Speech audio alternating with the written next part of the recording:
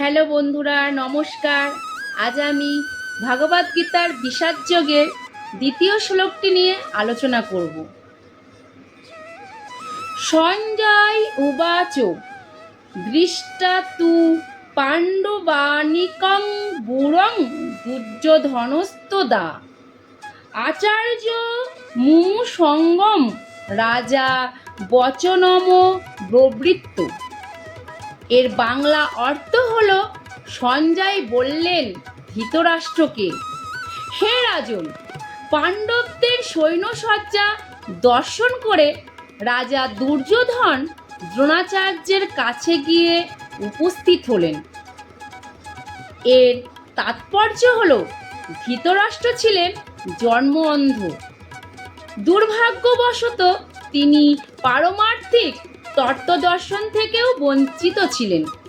তিনি ভালোভাবে জানতেন যে ধর্মের ব্যাপারে তার পুত্ররাও ছিল তারই মতো অন্ধ, এবং তিনি নিশ্চিত ছিলেন যে তার পাপিষ্ঠ পুত্রেরা পাণ্ডবদের সঙ্গে কোনো রকম আপোষ মীমাংসা করতে সক্ষম হবে না, কারণ পাণ্ডবেরা সকলেই জন্ম থেকে অত্যন্ত ধর্মপরায়ণ ছিলেন।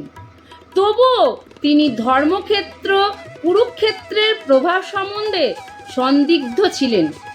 যুদ্ধক্ষেত্রের পরিস্থিতি সম্বন্ধে ধৃতরাষ্ট্রের এই প্রশ্ন করার প্রকৃত উদ্দেশ্য সঞ্জয় বুঝতে পেরেছিলেন। তাই তিনি নৈরাশ্যগ্রস্ত রাজাকে সাবধান করে দিয়ে বলেছিলেন, এই পবিত্র ধর্মক্ষেত্রের প্রভাবের ফলে তার সন্তানেরা পাণ্ডবদের সঙ্গে কোনো রকম আপোষ মীমাংসা করতে সক্ষম হবে না। সঞ্জয় তখন ধৃতরাষ্ট্রকে বললেন, তার পুত্র দুর্যোধন পাণ্ডবদের মহৎ সৈন্যসজ্জা দর্শন করে তার বিবরণ দিতে তৎক্ষণাৎ সেনাপতি দ্রোণাচার্যের কাছে উপস্থিত হন।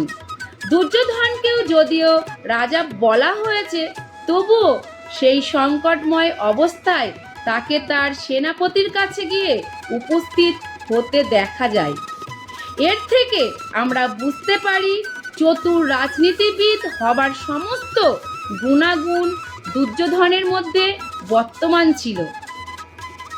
কিন্তু পাণ্ডবদের মহতী সৈন্যসজ্জা দেখে দুর্যোধনের মনে যে মহাভয়ের সঞ্চয় হয়েছিল, তা তিনি তার চতুরতার আবরণে ঢেকে রাখতে পারেনি।